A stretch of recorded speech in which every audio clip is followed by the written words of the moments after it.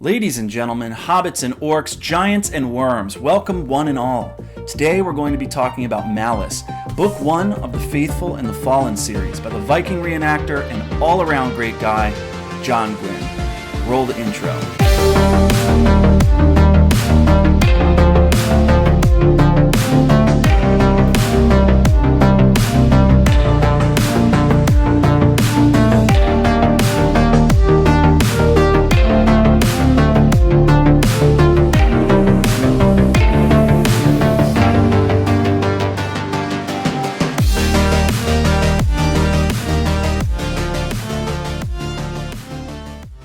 Alright folks, Jordan here. So today I'm reviewing Malice, the first book in the Faithful and the Fallen series by John Gwynne. Like always, this will be a mostly non-spoiler review. John Gwynne has written many series, The Faithful and the Fallen, obviously, of Blood and Bone. He's got a new series out that is inspired by Norse mythology and Viking culture and things like that. I forget the title of it off the top of my head. But we're just going to stick to Book 1 of The Faithful and the Fallen. That is all I have read so far.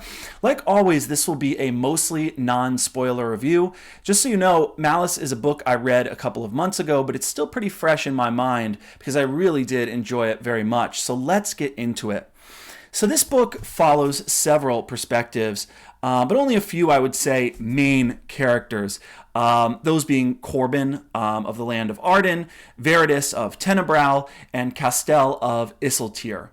The book is set in the Banished Lands where everyone is getting ready for this upcoming god war. There are these two gods, Elyon and Azroth, who have been eternally at war with each other. Azroth had been defeated by his brother Elyon, but now the war is back on. And so the High King of the Banished Lands, King Aquilus, has basically sent riders to every kingdom in the Banished Lands to call for a council, which he's hoping will lead to an alliance of all these disparate kingdoms so that they can face off the big bad, right? They can ally with one another and face off the true evil that threatens all of them. Each of these different kingdoms has different interests, and they're all going to have to set aside their differences to deal with this larger evil that is prophesied to come. This very old prophecy, which is actually thousands of years old, has indicated that two champions will have to rise in order to lead the fight and gather the servants of each one of these gods. The bright star and the black sun are the two champions that are prophesied to rise. And mankind apparently needs the bright star to rise and emerge victorious. In other words, this war is going to play out in the Banished Lands. It's a god war. Some people, leaders, kingdoms, races will fight for Elyon and the bright star, and some will fight for the bad guy, Azroth, and the black sun. Okay, so this is a war that is going to be building and going to be fought on behalf of these two gods. So there's this slowly building war, which is a very common trope in fantasy, right? Giants are stirring once more in the land. Stones are weeping blood. Giant worms, which were thought to be long lost, are being sighted again. These creepy giant white worms, worms spelled W-Y-R-M-S. How cute. And raids are increasing. Evil is clearly being stirred up. So the book follows multiple points of view, which I really like. I like that kind of fantasy. It's pretty much the same way that George R. R. Martin does it in Song of Ice and Fire. We follow a bunch of lovable and interesting characters from across the various lands. There's Evnus, the man who's sold his soul to evil. There's Corbin, the lower class boy who wants more than anything to be a soldier in the king's army, King Brennan's army. There's Veridus, the most talented swordsman in the land, who is always under the shadow of his older brother. There's Nethair, the prince, who's kind of rebellious against his father, and he believes he's the chosen one. I would describe Malice as a character-driven and trope-driven work of epic fantasy with a very strong plot, fairly well-crafted characters, and world building that is mostly inspired by Celtic lore and mythology, but also some Welsh influences as well. This book, as you can see, is a bulky tome, but I would say it flies by very quickly. It's actually a breezy read. I don't know how many pages it is. It uses thick paper. It's something like 700 pages, but it doesn't feel like it when you read it. I read it over the course of a couple of weeks, and I didn't have my nose in this book the entire time. I just picked it up whenever I was bored, and by the time I knew it, I was done with it. Malice is what Brian Lee Durfee, another fantasy author, might call heavy metal fantasy, right? This is high octane, heavy metal fantasy. There's honor and valor and lots of fast-paced graphic fight scenes. I would say, one of the things I really appreciated about it was that there was a kind of old-fashioned earnestness about the book. There was a sincerity to the book that I very much appreciated. The book is very tropey, and let me get this out of the way that for me, that is absolutely not a bad thing. I love tropes, I love archetypes, and I'm not someone who thinks that tropes and archetypes are arbitrary or lazy constructions or anything like that. I actually think that archetypes are similar to evolutionary memes. At some point, I'll make a video about where archetypes come from if you're interested in that sort of Jungian psychology. But anyways, the book is structured around these archetypes and fantasy tropes, but they're done well. They're not old, tired, dusty tropes. It feels like they're fresh. A talented author really is someone who can take tropes and wipe the dust off of them, make them feel new, make them feel fresh, not subverting the tropes, not subverting the archetypes, but taking those archetypes and making them feel new again. That was something that was really exciting for me. So in this book, you've got the chosen one archetype, you have that Manichaean good versus evil framing. You've got the classic prophecy, right? There's a lot of it kind of felt like Macbethian, right? There's prophecies and witches and talking birds and things like that. You've got this sort of farm boy leaves the ordered homeland or shire because he's called to adventure. So the hero's journey, and typically in the hero's journey, the ordered homeland is disrupted. There's a call to adventure. You have to pass the threshold guardian, and then the hero has to go out on a journey and figure out who he or she is, slay the dragon, bring home the bounty, bring fertility back to the homeland, all of that stuff. Which, let me be clear, the main character, Corbin, isn't actually a farm boy. He's a blacksmith's son and apprentice. He's kind of like Ged in Wizard of Earthsea or Pip from Great Expectations. He's a blacksmith's son, lower class, that sort of thing gets picked on. You've even got the coming of age training montages. You've got so this book is loaded with tropes. You've got the animal companion trope in a few different places. You've got the witch. You've got the bully that always stands in the way of what the hero wants. But the tropes are generally done well. And as I said, the story feels like it flies right by. This is actually a page turner.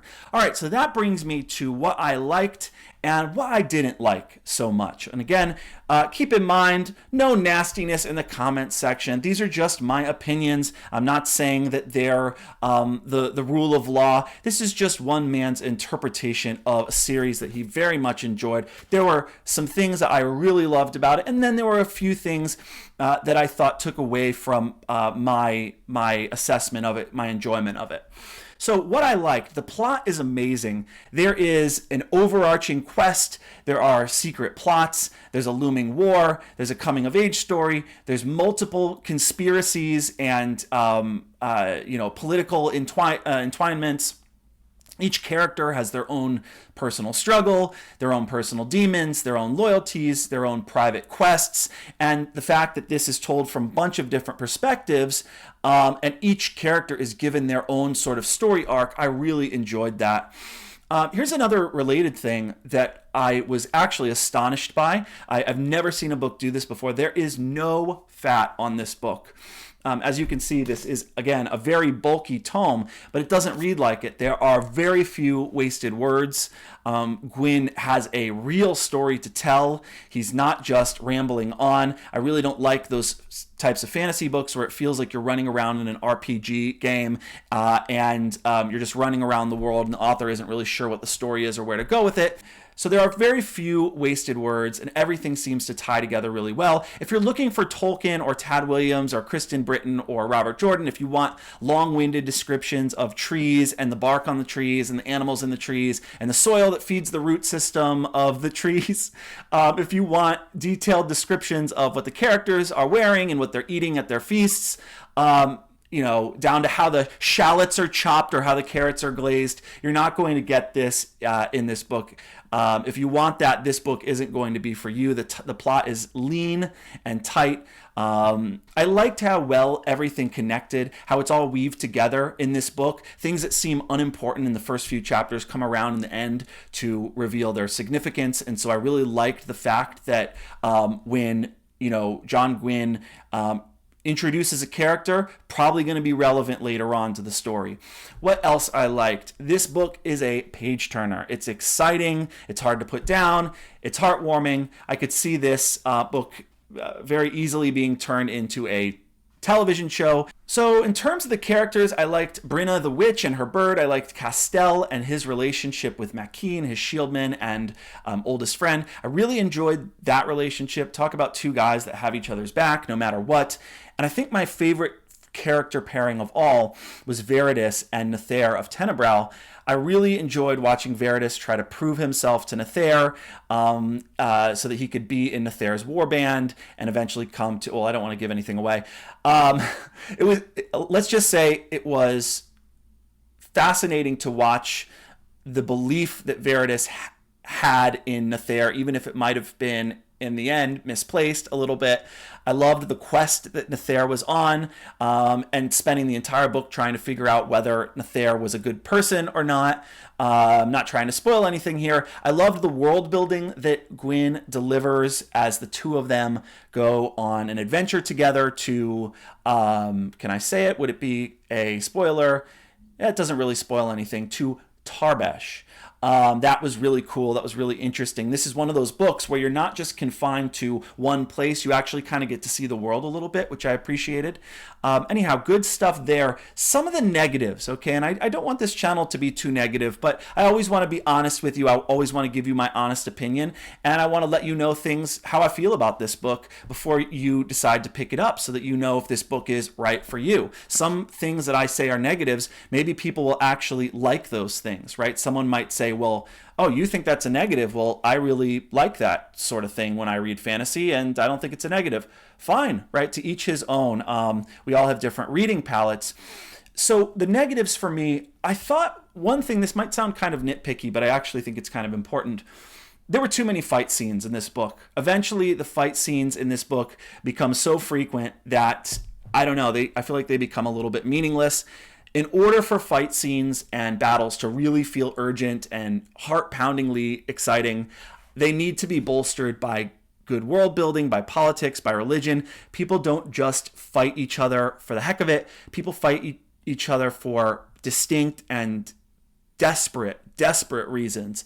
And I got to the point where I was rolling my eyes at each new fight scene because they were so numerous that eventually they began to feel almost mundane or even casual. Every time someone's walking through the woods, this band of warriors rushes out from the dark of the woods and attacks them, and there's just fight scenes. You know, it felt like every other chapter there was either a personal fight, sort of a one-on-one fight, or a group fight, or a larger fight, or a battle. So much fighting, and I feel like you have to build up.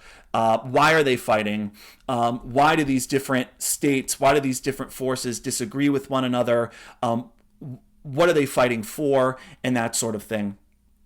Another thing that I didn't love so much, there were times when the book felt almost like a young adult novel. It felt at times like superficial young adult obstacles were constantly being put in the path of the protagonist Corbin. Like there's this other kid, Rafe, a sort of Malfoy character who's always bullying him in the most cartoonish, caricaturish of ways, right? It seemed like nearly every single Corbin chapter, it went the same way. Corbin is just minding his own business with his sister or with his little sidekick friend Daff, and then suddenly Rafe and the other bullies enter the scene and start to bully him or beat him up like bullies in a bad 80s movie. Or, you know what, like the bullies from the beginning of that movie, The Neverending Story. That is one of my favorite movies. It just got to be a little bit much in Malice. Corbin probably gets bullied like 25 times, and it began to feel kind of like a lazy way of injecting conflict, setting up cliffhangers, putting artificial obstacles in this young boy's way, adding sort of needless and constant drama, knocking him down over and over so that we can just watch him rise like Julia Roberts in Pretty Woman. Even Corbin's dad kind of gets bullied by Rafe's dad, right? It's kind of insane. It felt at times like Gwynne was just overdoing it, is all I'm saying.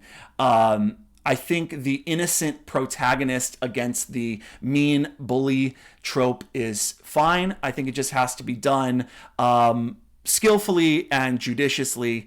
Even the adult characters like Castell have other adult men, in this case, Jael, constantly bullying them. Like a big, strong adult warrior in this book has a mean schoolyard bully who won't leave him alone. And this character, Castell, basically runs away so as to not have to be bullied by him anymore. And I just found that to be a bit juvenile. A couple of other negatives, I would say. These are just things that are pretty minor and that don't wreck the book for me, but just take my rating down a little bit. For the first 200 pages, it felt a little bit like the characters were interchangeable at first, right? Eventually they come into their own, they develop relationships, they develop their own inner voice, but for like almost the first half of the book, you could have easily switched out characters like Veritas for Castell, and I probably wouldn't have even noticed. The cultures in the various lands aren't that different. And I really like it when each of the characters has their own distinct voice. Think about series like Song of Ice and Fire. You could cover up the name at the start of each of George R.R. Martin's chapters, and even if you didn't know whose perspective it was from, you could get like a half a sentence into that chapter and you would know which character's perspective it was from. Sansa's perspective is totally different from the very beginning of the book, totally different from Arya's, whose perspective is totally different from Catelyn's, etc., right? Jon Snow's perspective is totally different from Bran's, is totally different from Tyrion's and Jaime's, etc., etc. Everyone feels like their own unique idiosyncratic person, and for the first like half of this book, I really wasn't feeling that. Couple other things. The prose was very average. People say that John Gwynne's prose gets better throughout the series, and I hear that. When you're for a first time author, for a debut fantasy novel, this is an incredible book. The prose was nothing to write home about.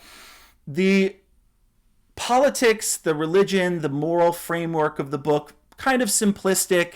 That wasn't really built out very much. I'd like to learn more about that, so I'm kind of excited to read on in this series. I hope Gwynne takes that a little bit more seriously throughout the series.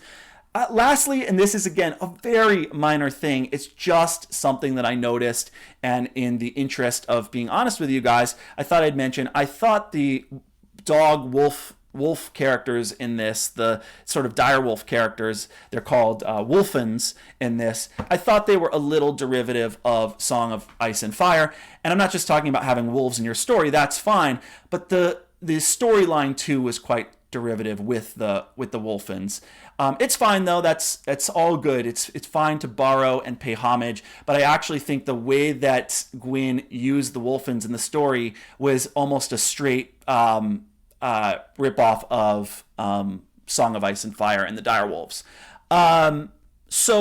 But anyways, all that being said, I absolutely love this. It is hard to get me to rip through a giant epic fantasy book. I love epic fantasy, but usually they take me a little while to read. I ripped through this book, considering the fact that I wasn't like spending my days reading it. I just thought that this was a wonderful book. Those negatives are pretty minor. And so now, why don't we, without further ado, let's get to our rankings. And we'll start with the story. As I said, the story is fantastic. It's riveting. It's fast paced. It's thrilling. The story gets a 10. There's no fat on this story. At times it read like a mystery. At times it read like a thriller. At times it did what the best of epic fantasy is meant to do. So I really enjoyed the story. That gets a 10 out of 10, definitely. The characters, as I said, a little bit of a drawback for me in that I felt that the characters didn't really develop their own distinct voice until about halfway through the book. Characters get an 8.5. The prose, very average, nothing to write home about. Also, never distracting. So it was a decently written book. There were rarely times when I underlined a quote because I just thought it was profound, or there was never a description of anything that knocked my socks off. But the prose was very serviceable for what Gwynne was trying to accomplish, and so he gets a 7 on that. Originality, also a 7. This book, in many ways, is a very well executed pastiche of other books. I really don't mind that. I thought for a pastiche, it was a very good pastiche, but I can't say anything in this book was original. So that gets a 7 as well. World building, 8.5. I like the fact that Gwynne takes us to different parts of the world. I like the fact that the story is told from multiple perspectives and at different levels too. You learn what the world looks like through a warrior's eyes, through a nobleman's eyes, through a young boy's eyes who is trying to rise in society. You get this story from a kind of a trader's eyes. I won't go too far into that. So the world building was good, but it wasn't perfect. I do kind of tend to like the sort of George R.R. Martin thing. I kind of want to know what is served at a feast, right? What are they eating? What are they wearing? How does trade work? What's going on behind the scenes in smoky back rooms when it comes to politics? Don't just throw me in a tavern and give me a conversation between two characters. Describe the tavern a little bit. So the world building was quite good, but again, nothing to write home about. And overall, this book gets an 8.2. So that is a solid debut novel. And part of me is just looking at that 8.2, and I kind of want to bump it up to an 8.5 because I just had such a blast reading this. And that actually is going to get me to a little component that I've decided to add to my rankings. And that is meant to convey to readers the level of accessibility or difficulty of the fantasy and sci-fi novels I'm reviewing. I feel like it's not enough to just review the book's quality. I also want to give new readers a sense of the level of difficulty that they're going to be interacting with. So for people who aren't used to reading fantasy and sci-fi, there can be a real learning curve. Fantasy novels don't take place in the real world, so there's lots of world building and setup. You have to learn about a completely new world with new languages and culture, and you have to learn about an entirely new world with its languages and cultures and politics and norms and geography and power structures and things like that. And the convention in fantasy and sci-fi, dating back really to the golden age with folks like John W. Campbell, is kind of to just throw the reader in and let them sink or swim. And that is done quite frequently in fantasy. So I think it really helps for readers to know the level of fantasy that they're dealing with. For example, I would never recommend Stephen Erickson's Malazan Book of the Fallen to a fantasy beginner, though I would recommend something like Pat Rothfuss's Name of the Wind or Terry Brooks's Shannara or something like The Belgariad by David Eddings. I would recommend that to a beginner, right? And let me tell you, Terry Brooks's Shannara Chronicles, I don't even really like that. It's just really not my taste as far as fantasy goes. But his books, admittedly, would be a good introduction to fantasy for a beginner who wants to learn about the tropes and who wants to have maybe a more accessible version of Tolkien or something like that, which is kind of what Terry Brooks admits he was going for. Now, ordinarily, I would say that one of the things that makes a fantasy novel a beginner as opposed to an advanced novel is whether or not it's told from one point of view or multiple points of view.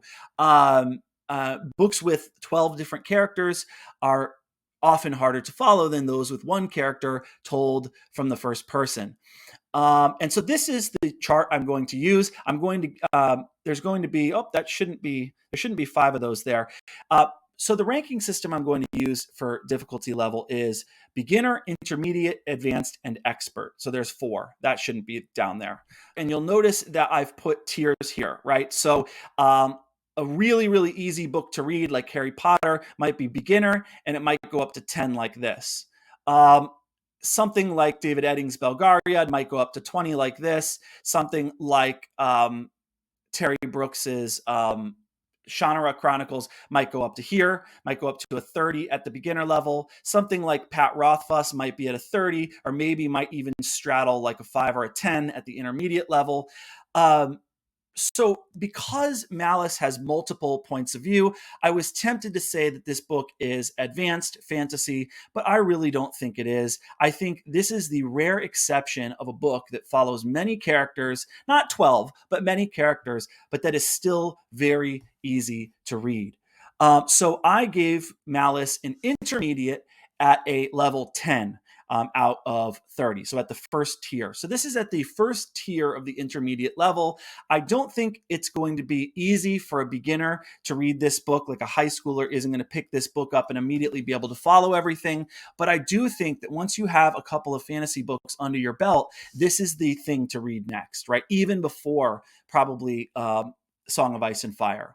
Okay, so I gave it an intermediate because for some readers, that level of complexity is going to be difficult because it follows so many different characters and it zooms in and out of different kingdoms across the Banished Lands. There's so much going on in this book. Each point of view has its own storyline, its own unique dramas, its own kind of history and world building, but Gwynne is able to seamlessly and seemingly effortlessly switch back and forth between them. And I was actually amazed at how well it was done, unlike something like Stephen Erickson's Malazan or something like Gene Wolfe's like Book of the New Sun, which I would put at definitely the expert level. Malice is the kind of book that you can listen to 100% via audiobook. You could just put on your headphones and press play and you will never get lost, right? Whereas if you try to read Malazan Book of the Fallen on audiobook, if you listen to that, you're going to get confused after a minute and a half, right? You're going to have to go back to the book and stare at it with your eyes. So it's kind of like a beach read.